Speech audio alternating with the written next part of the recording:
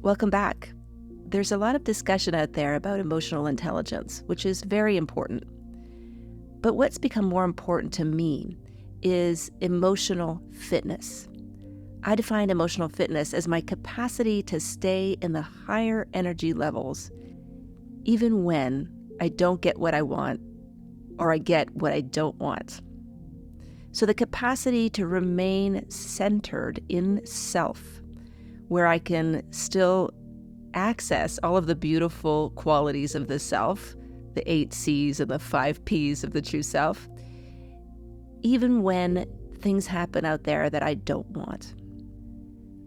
These can be little things like, can I stay centered even when I can't find a parking spot or when there's a long lineup?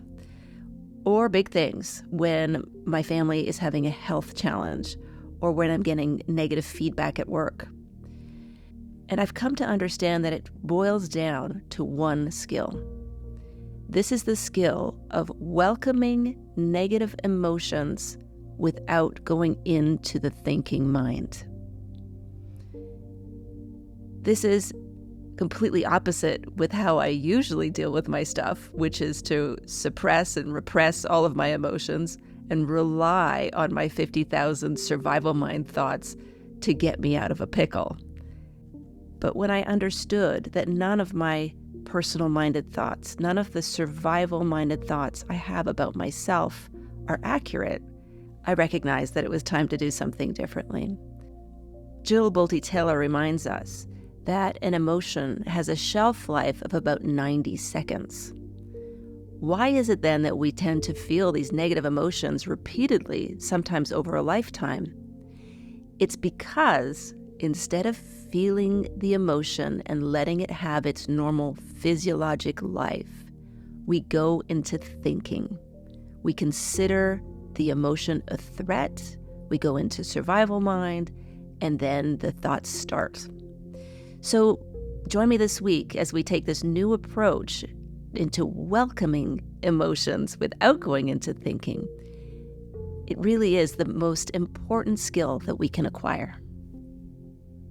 So let's begin.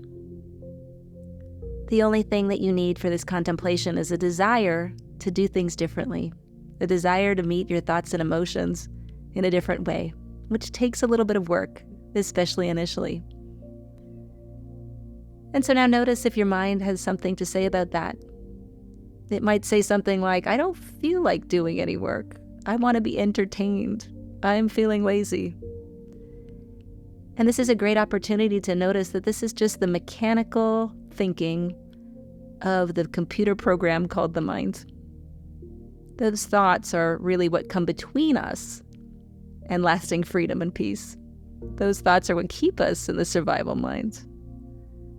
So be open just for now to letting go of this kind of thinking and becoming present. For the moment, just present to your breath. With a nice inhale through the nose and a long, long, long exhale through the pursed lips.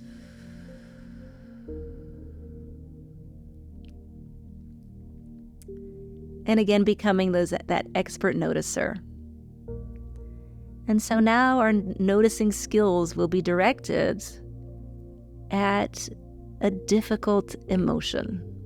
So bringing to mind a place in your life that makes you feel uncomfortable, a place that you're triggered. Could be in a relationship, could be a work problem, it could be unrest here or unrest in the rest of the world. And we're going to use this emotion in our exercise. So inviting this feeling up, bringing it to mind, inviting it in, and saying an internal yes to revisiting this situation. So really noticing what the emotion is when you think of this situation. What's the feeling in the body that comes up? Is there a constriction in the throat? Is there tension in the shoulders? Is there a sinking feeling in your gut? Just connecting with those physical sensations. And what we're going to do is something that we typically don't do. This is this small but yet quite radical step of just allowing that feeling to be there. Becoming intimately familiar with this feeling. And noticing, is this feeling old? Is it new? Does it feel familiar? And again, noticing if the mind has an opinion on it. Does it hate it? Does it love it? Is it frustrated that it's still around? Does it tell a story about this feeling and make it seem extra personal?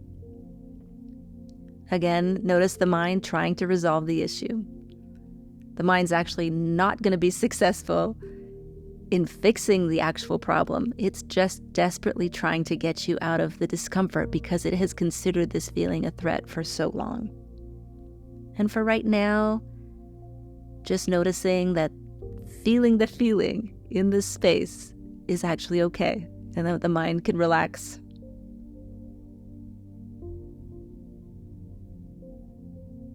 So turning your attention away from the mind chatter and again focusing in on that feeling. Focusing on where you're feeling it most. In the shoulders, in the throat, in the chest, in the belly. And actually inviting it to become stronger. Totally understanding that if we don't go into our minds, if we don't go into the thinking place, if we don't hop on the thought train, these emotions really can't affect us in any meaningful way for any meaningful amount of time.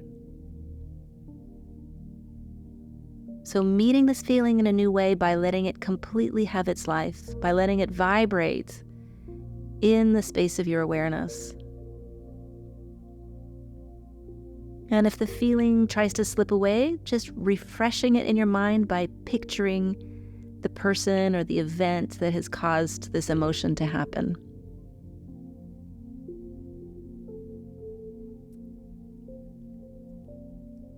In breathing, unbracing, and unthinking.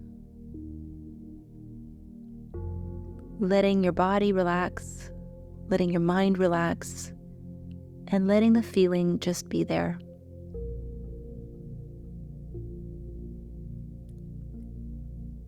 And then noticing, is this feeling personal? Does this feeling really imply the story that you think it implies? Is this feeling really a threat? And what am I? Am I this feeling? Am I defined by this situation? Am I forced to focus on this problem as if it's the sum total of my existence? Or am I what's aware of this feeling? Am I what is aware of what the thinking mind has to say about this feeling?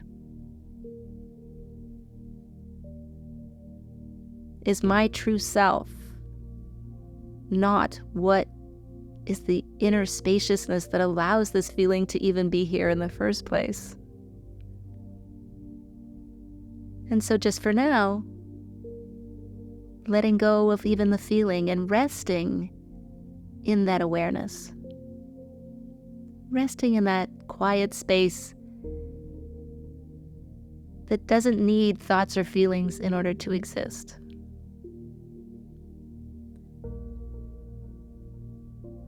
And notice the okayness of being in this pure state of presence.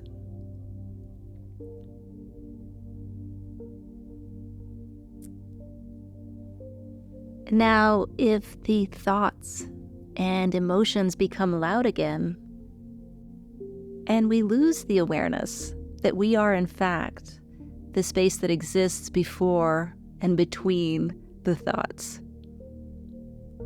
that we are the quiet landscape on which life is painted. If we lose sight of that because the thoughts and the feelings become loud, we invite ourselves again to in-breathe, to unbrace, and to unthink. And in fact, we can use the emotion to reconnect us. Letting go of thinking for the moment and bringing awareness back to where it is that we feel this emotion in our body. Saying yes to this emotion and tending to it by giving it our full attention. And if we do that, it will naturally dissipate into the space of our awareness. And so now practicing seeing ourselves do this in real time. Visualize ourselves walking through our day, getting triggered, because that's going to happen, and noticing ourselves responding to the inner upset by reminding ourselves that our thoughts won't bring us home, and that by saying an internal yes, relaxing in the face of the difficult emotions and just letting them be there, is our ticket back to reconnecting with who we truly are and living in that beautiful, joyful space that we call our true selves. In breathing, unbracing, and unthinking.